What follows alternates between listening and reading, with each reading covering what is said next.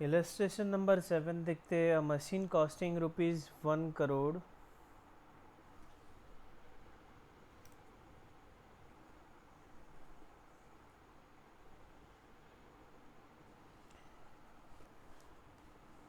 A machine costing ₹1 crore is expected to run for 10 years.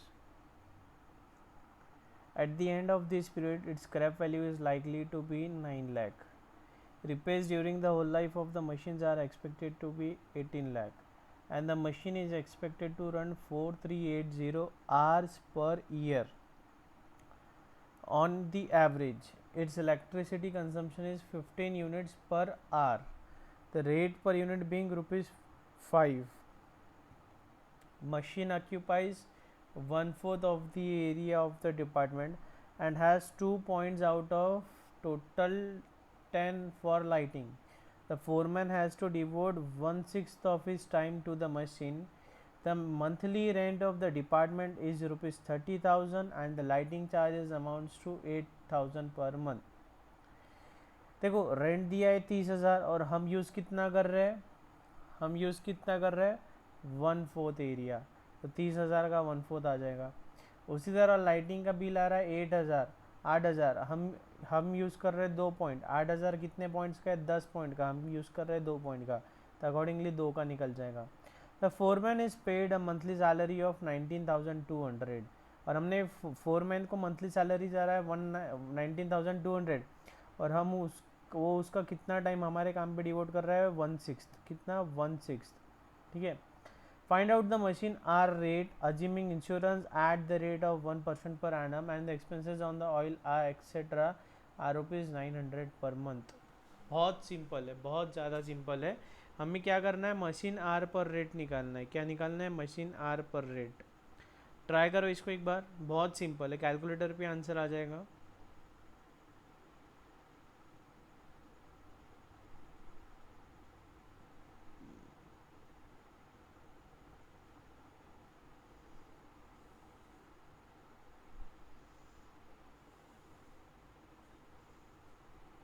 करो,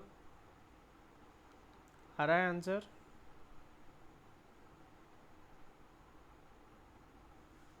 चलो हम try करते एक बार, आप एक बार वीडियो पॉज करके ट्राई करो सॉल्व करने का।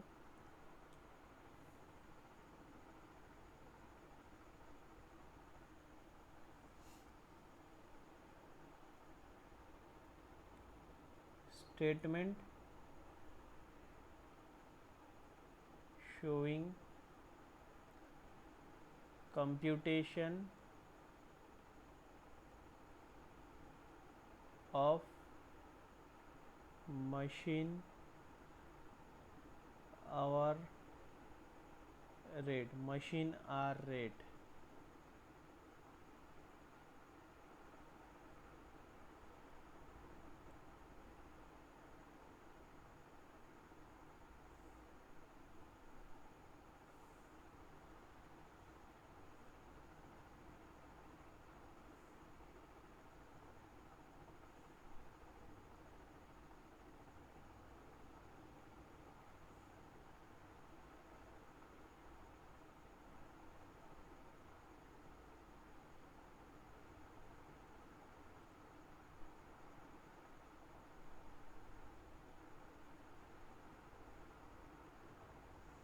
ठीक है, statement showing computation of machine hour rate. ठीक है, अब पहले निकाल लेते हैं फिक्स्ड कॉस्ट। पहले निकाल लेते हैं हम फिक्स्ड कॉस्ट।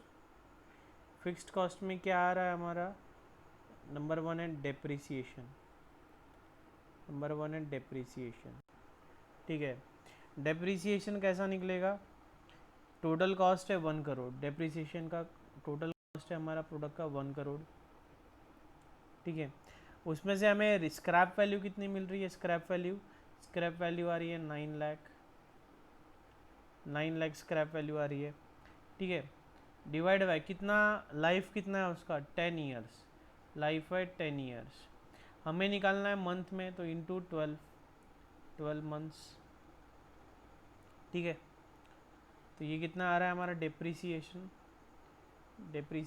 स्केल पेंसिल ले लो।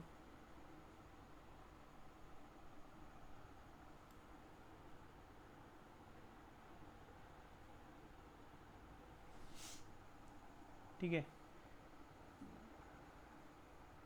डेप्रिसिएशन हमारा आ रहा है 75,833, 75,833 अमाउंट ओके। अब उसके बाद और क्या दिया है हमें क्वेश्चन में, repairs during the whole life of the machine. Repairs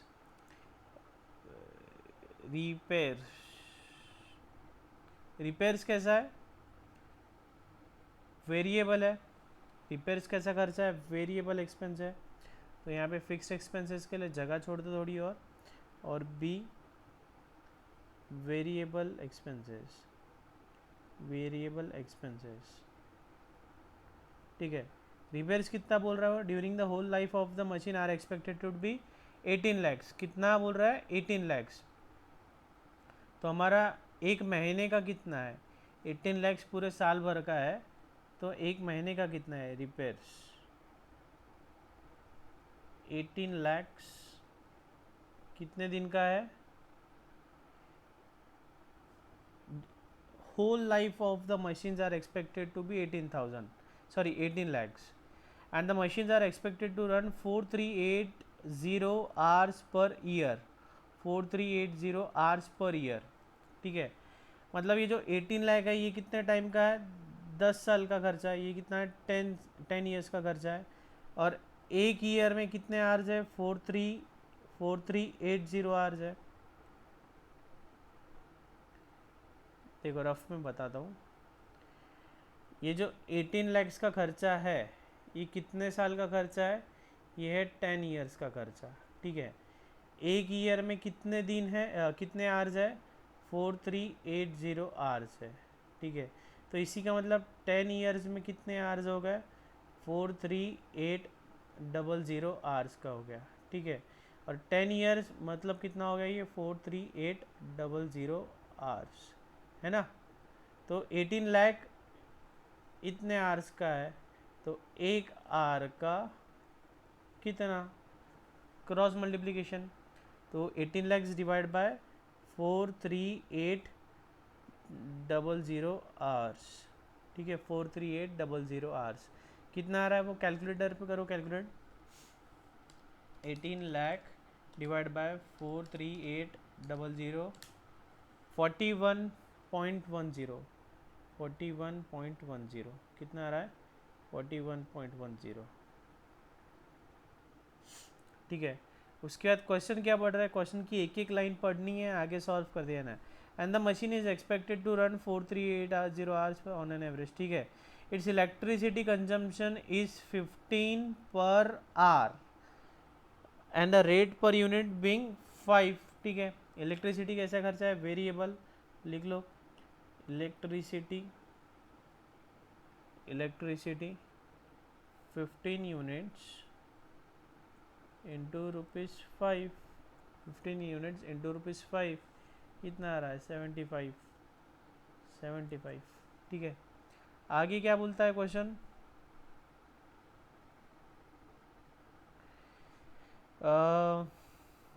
the machine occupies 1/4 of the area of the department, और रेंट कितना है बोलते 30,000।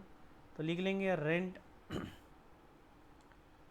रेंट कितना आएगा, 1/4 of 30,000, 1/4 of rupees 30,000, 1/4 of rupees 30,000 कितना हो रहा है वो 7,500, 7,500,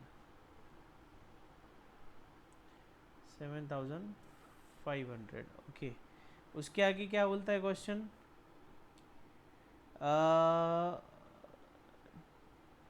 2 पॉइंट्स यूज़ कर रहे हैं, टोटल 10 है, और इलेक्ट्रिक लाइटिंग का खर्चा आ रहा है 8,000। तो ठीक है, लाइटिंग चार्जेस सिंपल है, लाइटिंग चार्जेस 8,000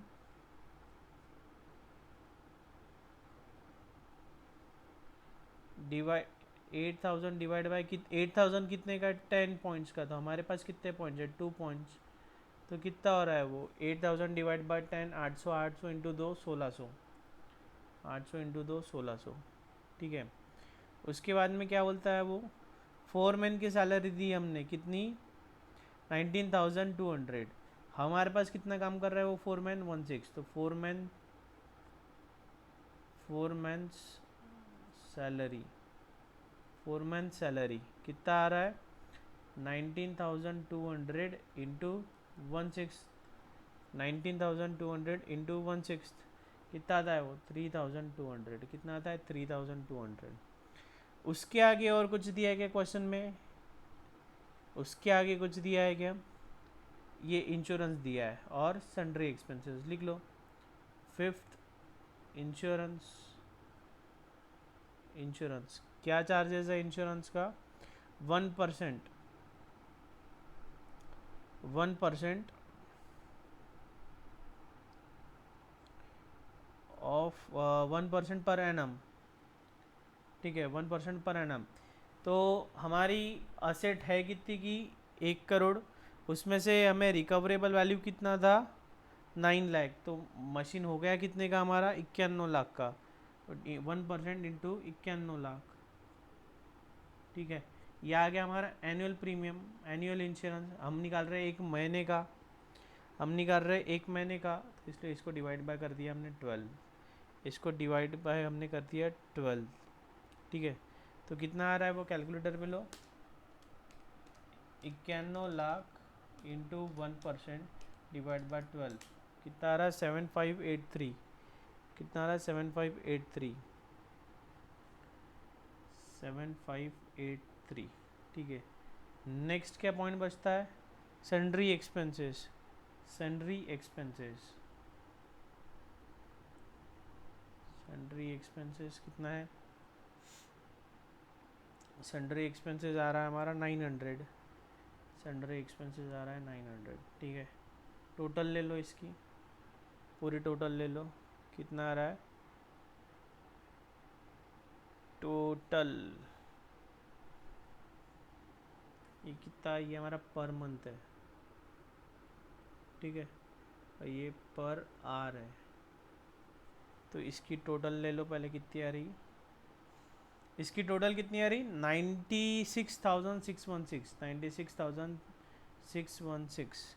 अब इसको पर आर में कन्वर्ट कर दो, 96,616 डिवाइड बाय 4380, कितना आ रहा है वो, sorry 96,616 divide by 365 divide by 365 कितना आ रहा है वो, 264.70, 264.70। अब इसका टोटल लो लो तो हमारा आंसर आ जाएगा machine hour rate, machine hour rate, machine hour rate कितना आ गया हमारा, 380.80, 380.80, ठीक है। जमा आपको कॉपी कर लो, कॉपी कर लो एक बार,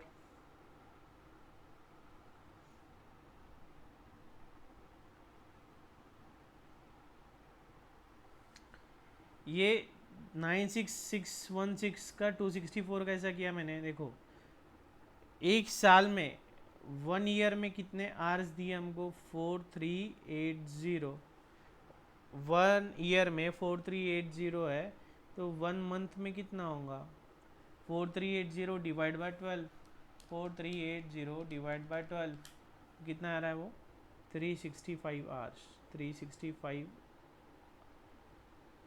365 आवर्स, ठीक है।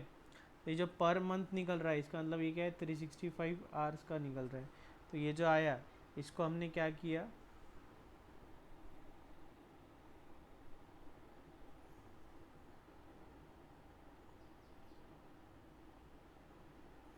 इसको हमने 365 से डिवाइड किया, क्या किया, 365 से डिवाइड किया, ओके।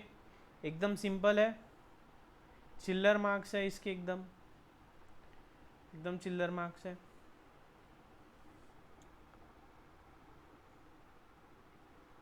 ठीक है। अब देखते हैं अगला कंसेप्ट,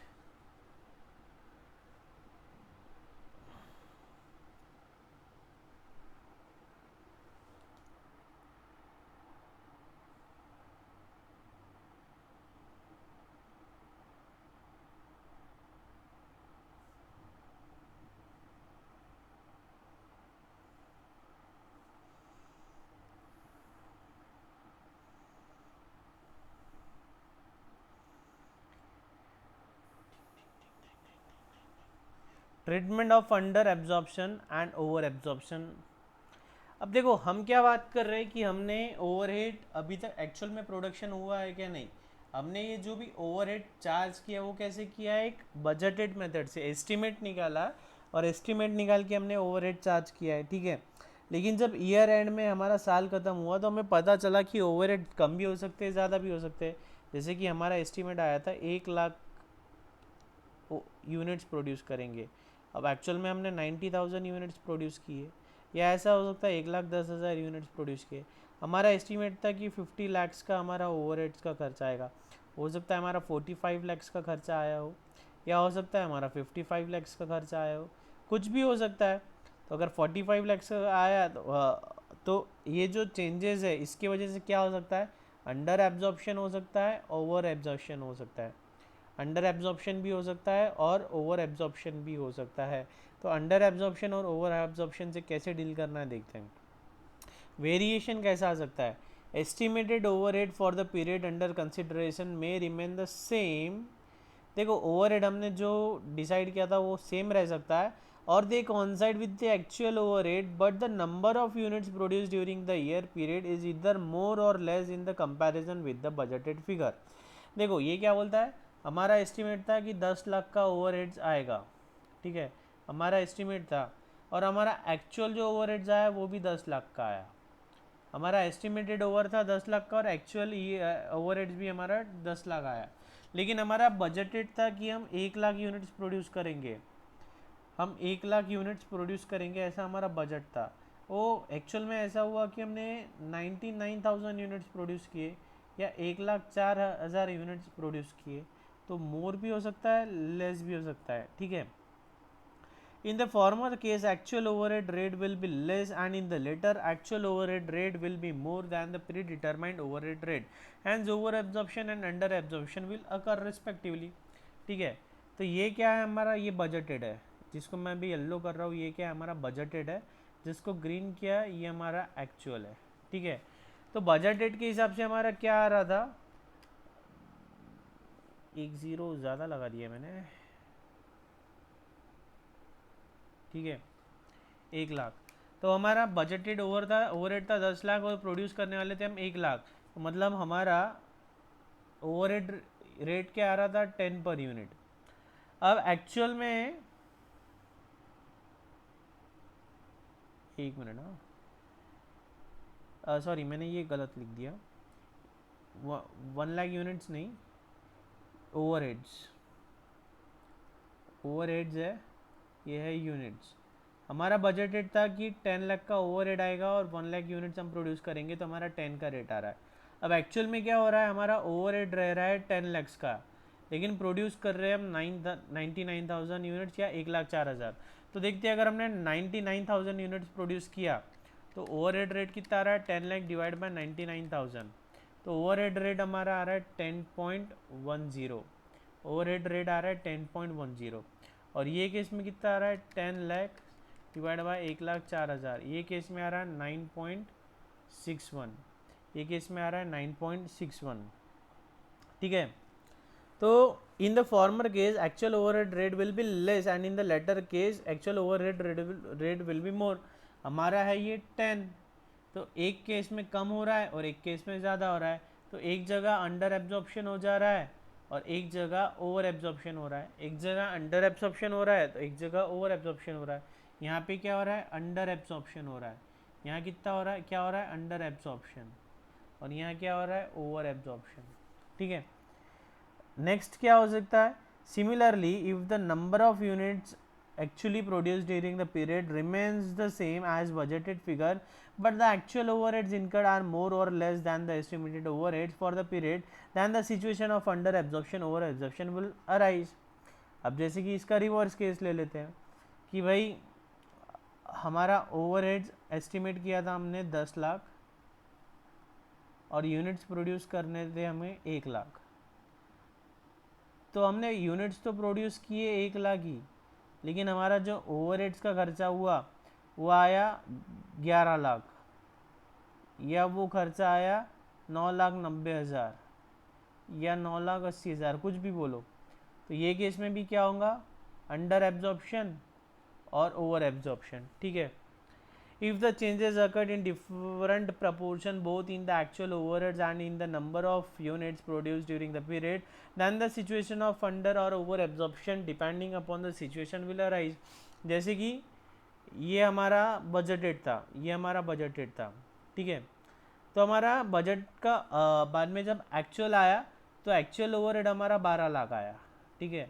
एक्चुअल ओवरहेड हमारा 12 लाख आया, लेकिन यूनिट्स प्रोड्यूस किए हमने तो 1 लाख यूनिट्स के लिए 10 लाख का खर्चा, तो 12 लाख खर्चा हुआ, तो 1,20,000 यूनिट्स बनने चाहिए थे प्रोपोर्शनेटली, लेकिन यूनिट्स बन गए 1,30,000 या यूनिट बन गए 1,10,000, तो भी क्या होगा, अंडर और ओवर एब्जॉर्प्शन हो जाएगा। फिर भी क्या होगा, अंडर या over absorption. If the changes in the numerator, that is in actual overheads, and the denominator, that is in the number of units produced, occur uniformly without changing the proportion between the two, then a situation of neither under or nor over absorption will arise. जबकि ये कि अगर ऐसा होता था कि हम बना रहे 1 लाख यूनिट्स, बजट है हमारा, और 1 लाख यूनिट्स के पीछे हमारा 10 लाख का ओवरहेड लगने वाला है, ऐसा हमारा बजट था। अब अगर हमने बना लिए 1,20,000 यूनिट, तो हमारा ओवरहेड हो रहा है 12 लाख का। हम बना रहे हैं 1,30,000 यूनिट्स, तो ओवरहेड हो रहा है हमारा 13 लाख का। हम बना रहे हैं 90,000 यूनिट्स, तो ओवरहेड हो रहा है हमारा 9 लाख का। तो ऐसे केस में क्या होगा, अंडर या ओवर एब्जॉर्प्शन कुछ भी नहीं होगा, इसमें अंडर या ओवर एब्जॉर्प्शन कुछ भी नहीं होगा, ठीक है। 4 केसेस थे, एकदम सिंपल है, कुछ भी नहीं है। ये फ्लो चार्ट पढ़ना, पहले ये थ्योरी पढ़ेंगे तो फिर वो फ्लो चार्ट समझ में आएगा, ठीक है। इलस्ट्रेशन नंबर 8 देखते हैं। अच्छा चलो ये थ्योरी भी पढ़ लेते हैं कि उसका ट्रीटमेंट क्या है। ट्रीटमेंट ऑफ अंडर एब्जॉर्ब और over absorb of overheads in the cost accounting system. अगर अंडर या ओवर एब्जॉर्प्शन है तो उसका ट्रीटमेंट क्या देना है।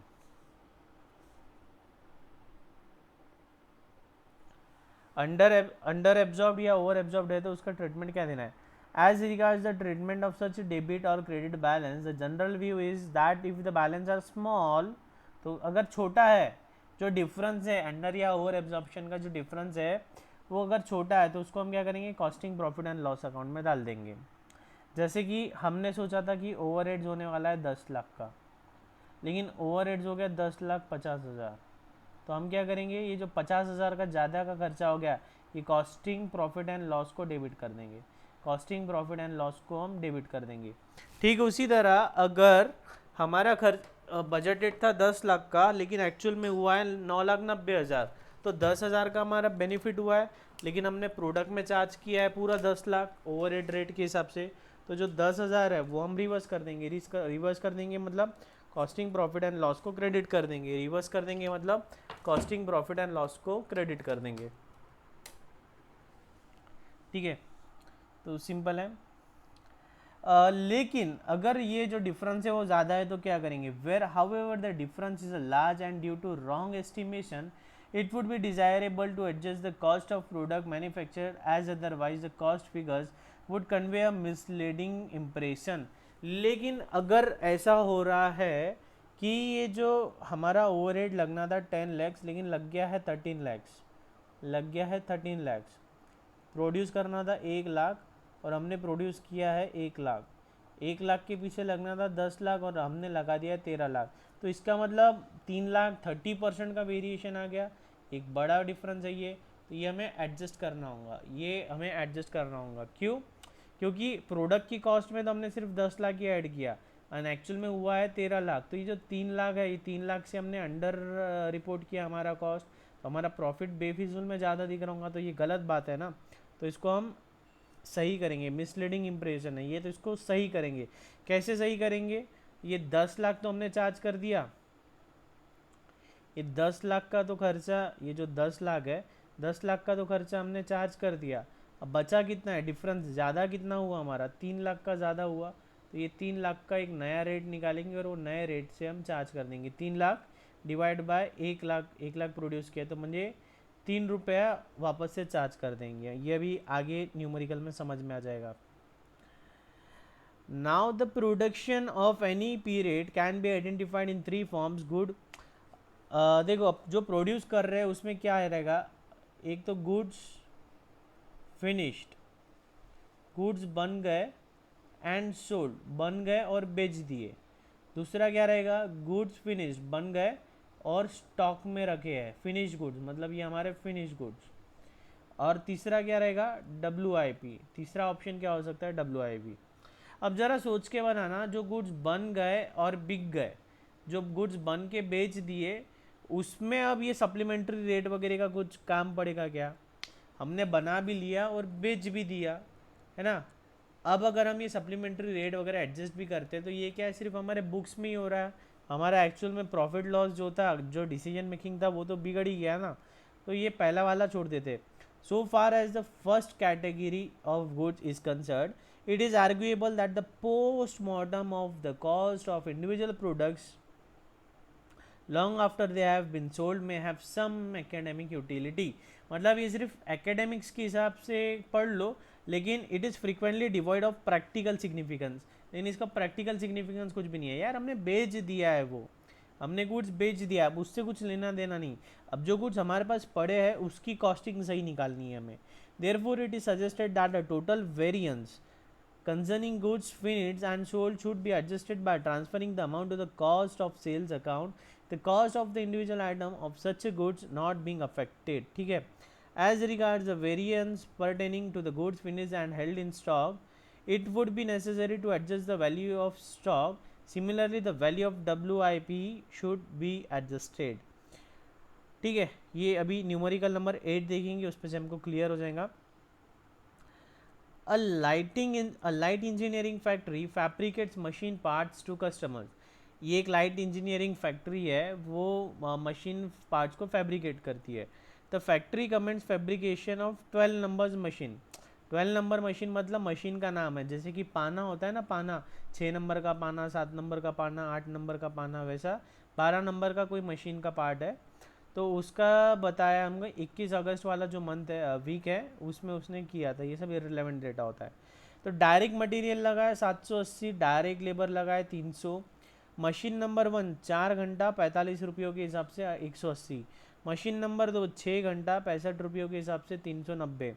टोटल ओवर हेड्स कितना, 8 per hour on 20 manual hours. मतलब देखो ओवर हेड का बेसिस क्या हम पकड़ा है, डायरेक्ट लेबर आर। हमने कल पढ़ा था ना 6 मेथड थी, उसमें से हमने लिया लेबर आर। लेबर आर कितना हमने यूज़ किया है, समझो 20। देखो लेबर आर कितने लगे 20, तो उसी के बेसिस पे 8 पर आर का रेट है, तो 8 इंटू 20 160। तो ऐसा हमारा टोटल कॉस्ट निकला है, ऐसा हमारा टोटल कॉस्ट निकला है। ठीक है, ये क्या हमारा बजटेड है, ये क्या हमारा ऐसा टोटल बजटेड कॉस्ट निकला है। अब एक्चुअल में क्या हो रहा है देखते हैं। The overheads rate of ₹8 per hour is based on 3000 man hours per week। देखो ये जो 8 रुपीज़ का जो रेट निकाला ना हमने, ये कैसे निकाला, एक हफ्ते में अगर 3000 घंटे काम करते तो उतना। Similarly machine rates are based on the normal working of machine numbers 1 and 2 for 40 hours and 45 hours per week। ये जो रेट निकाला है हमने 45 और 65, ये कैसे निकाला है कि जो मशीन 1 है वो 40 और मशीन बी है वो 45 आवर्स अगर एक हफ्ते में काम करेंगी तो। After the close of each week the factory levies a supplementary rate for the recovery of the full overhead expenses on the basis of actual hours work during the week. During the week ending 21st August 2018, the total labor hours worked was 2400 and machine number 1 and 2 had worked for 30 hours and 32.5 hours respectively। देखो machine hours हमने budget कितना किया था, budgeted actual. ठीक है, हमने labour hours man hours कितने budget किए थे 3000, एक्चुअल में कितने हो गए 2400। मशीन 1 का हमने एस्टिमेट किया था 40 आवर्स, लेकिन एक्चुअल में चली है वो कितना 30 घंटा। मशीन 2 का हमने एस्टिमेट किया था 45 आवर्स, लेकिन चली है वो हमारा 32.5 घंटा। ठीक है, तो इसका मतलब जो ओवरहेड्स के रेट्स है हमारे, जैसे कि ये जो 8 वाला रेट है और ये 45 और 65 का जो रेट है वो गलत हो गया है ना। तो इसके लिए हमको क्या करना है, एक सप्लीमेंट्री रेट चार्ज करना है, तो चार्ज कर देंगे। करो, सॉल्व करो।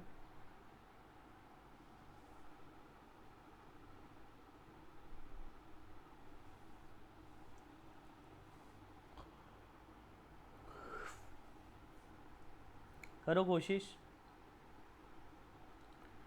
लहरों से डरकर नौका पार नहीं होती, कोशिश करने वाले की कभी हार नहीं होती। ट्राई ट्राई ट्राई करो, ब्रेनस्टॉर्म करो, कोशिश करो, जमेगा। नहीं जमेगा, आज नहीं जमेगा, कल जमेगा, कल नहीं जमेगा, उसके अगली बार जमेगा, लेकिन कभी ना कभी जमेगा। प्रैक्टिस करो, कोशिश करो।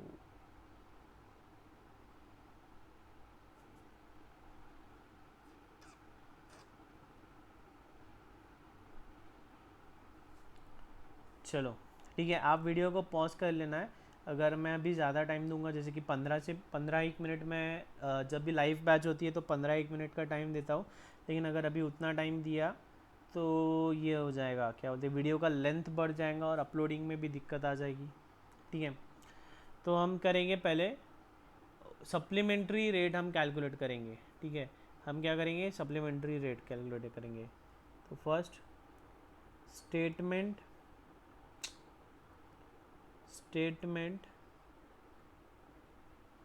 showing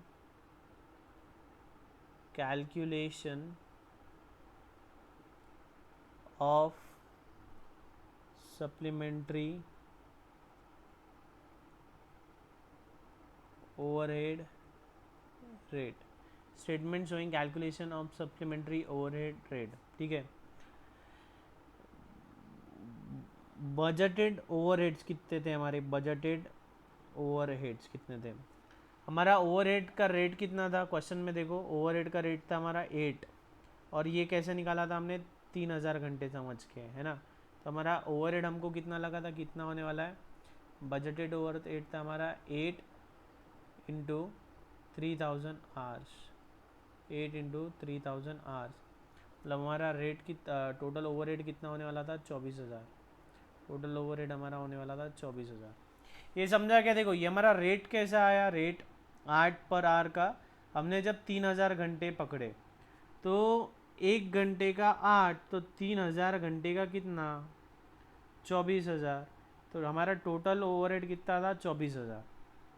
ठीक है, टोटल बजटेड ओवरहेड्स था हमारा 24,000, लेकिन अब एक्चुअल में हमने काम कितने घंटे किया, एक्चुअल आवर्स कितने हैं हमारे, एक्चुअल आवर्स कितने हैं हमारे, 24 आवर्स, कितने, 24 आवर्स। तो फिर एक्चुअल रेट कितना निकलना चाहिए था, एक्चुअल रेट कितना निकलना चाहिए था, एक्चुअल रेट निकलेगा 24,000 डिवाइड बाय 2400, मतलब 10 पर आर का रेट निकलना चाहिए था, ₹10 पर आर का रेट निकलना चाहिए था। Therefore supplementary rate, therefore supplementary rate कितना आएगा, वो 10 माइनस 8 इक्वल्स टू 2। देखो हमने 8 के रेट से तो चार्ज कर ही दिया है, करना था 10 के रेट से, चार्ज करना था 10 के रेट से, हमने किया है 8 के रेट से, तो नया रेट क्या आना चाहिए, सप्लीमेंट्री, बचा डिफरेंस कितना है, ₹2 का, तो सप्लीमेंट्री रेट आ गया हमारा ₹2। ठीक है, सप्लीमेंट्री रेट आ गया ₹2। अब देखेंगे second supplementary rate for machine, second supplementary rates for machines. ठीक है, इसके लिए टेबल बना लेंगे, मशीन 1, मशीन 2। ठीक है, बजटेड कितना था हमारा, बजटेड खर्चा कितना होने वाला था, जैसे कि हमने यहाँ कैलकुलेट किया ना वैसे ही करेंगे। तो कितना है, 45 का रेट लगाया हमने, लेकिन बजटेड आवर्स कितने थे हमारे, 40, बजटेड आवर्स कितने थे हमारे 40, तो कितना आ गया वो, 45 इंटू 40 कितना आ गया, 1800। ठीक है, उसी तरह ये कितना आ जाएगा, 40 इंटू 65 कितना आएगा, 2600, 40 इंटू 65 आ गया 2600। लेकिन एक्चुअल नंबर ऑफ आवर्स कितने काम किए हमने, एक्चुअल नंबर ऑफ आवर्स कितने काम कर लिए हमने 30, और यहाँ पे कितने 32.5 क्वेश्चन में दिया है 30 एंड 32.5, ठीक है। तो एक्चुअल रेट कितना होना चाहिए था, एक्चुअल रेट कितना होना चाहिए था, A B C, A divide by B, A divide by B 60, और ये कितना होता है 32.5, 2600 डिवाइड बाय 32.5 80, 60 और 80, ठीक है। तो therefore the supplementary rate, supplementary rate हमने ये कितने रेट से किया चार्ज 45, और आना कितना था 60, तो 15 रुपये, और ये कितना 65 से किया, आना कितना चाहिए था 80, तो ये 15 रुपये, ठीक है। सप्लीमेंट्री रेट आ गया 15, ठीक है। अब क्या करेंगे आगे का, fourth, third, cost sheet, cost sheet बनानी है अपने को, क्या बनाना है,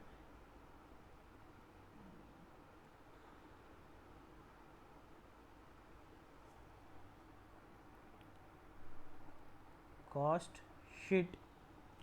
तो कॉस्ट शीट में कुछ भी नहीं है, जो क्वेश्चन है क्वेश्चन पूरा कॉपी पेस्ट कर देना है, क्वेश्चन कॉपी पेस्ट कर देना है। कैसे, डायरेक्ट मटेरियल, कॉस्ट शीट कैसी बनती है हमारी, पहले बनता है डायरेक्ट मटेरियल, पहले क्या होता है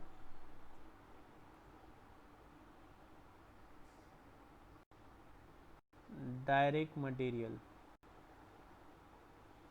ठीक है। कितना है डायरेक्ट मटेरियल 780, डायरेक्ट मटेरियल है 780 का। डायरेक्ट लेबर, डायरेक्ट मटेरियल के बाद में डायरेक्ट लेबर है, क्या रेट से 20 आवर्स इंटू रेट क्या था हमारा 15, इंटू 15, तो कितना आ रहा है वो 300, कितना आ रहा है 300। उसके बाद में मशीन 1, मशीन 2, मशीन 1 का कितना दिया है, क्वेश्चन कॉपी पेस्ट कर रहा हूँ मैं और कुछ भी नहीं, 4 आवर्स इंटू 45, और यहाँ कितना है 6 आवर्स इंटू 60, कितना कितना आ रहा है वो 180 और 390, ठीक है। कुछ भी नहीं, क्वेश्चन कॉपी पेस्ट कर रहा हूँ 570, ठीक है।